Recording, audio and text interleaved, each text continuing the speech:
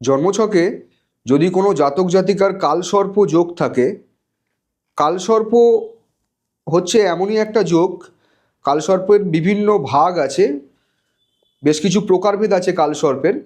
তবে কালসর্প মানে এক কথায় আমাদের জন্মছকের 12টি রাশিচক্রের 12টি রাশির মধ্যে ম্যাক্সিমাম হাউস ব্ল্যাঙ্ক থাকে, অর্থাৎ ম্যাক্সিমাম হাউসে কোনো প্ল্যানেট থাকে না। এবং কালসর্প থাকলে আমাদের জন্মছকটা প্রায় ডিসব্যালেন্সড হয়ে যায়, অর্থাৎ আমাদের জীবনের চলার পথের সমস্ত ক্ষেত্রে কোনো না কোনোভাবে বাধা আসতেই থাকে।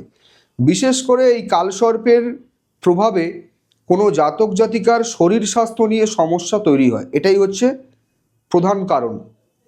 তো কালসর্পের ক্ষেত্রে অনেক জাতক জাতিকা বলে থাকেন যে কালসর্পের দোষ কাটিয়েছে কোনো পুজো আচ্ছার মাধ্যমে বা মাঙ্গলিকের দোষ কাটিয়েছে কোনো পুজো আচ্ছার মাধ্যমে।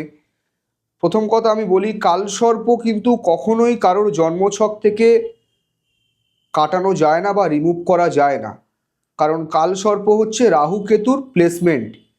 তো আমার আপনার কারোরই ক্ষমতা নেই ওই রাহু কেতুর প্লেসমেন্ট চেঞ্জ করার মতন।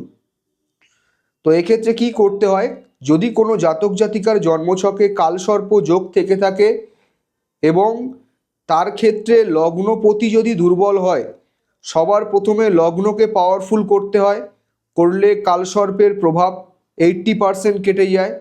দ্বিতীয়ত, কালসর্প যোগ থাকলে রাহু কেতুর মধ্যে যদি রাহু বা কেতু যে কোনো একটি প্ল্যানেট আপনার জন্য পজিটিভ প্ল্যানেট হয়, তাহলে আপনারা ওই রাহু বা কেতুকে পাওয়ারফুল করতে পারেন।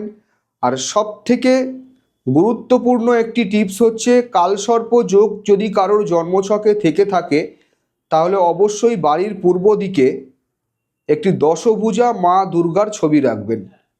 এই দশভুজা মা দুর্গার ছবি রাখলে কালসর্পের যে সমস্ত নেগেটিভিটি, বিশেষ করে আমাদের হেলথ ইস্যু তৈরি হয় কালসর্প থাকলে, সেই সমস্ত সমস্যা থেকে আপনারা মুক্তি পেতে পারবেন।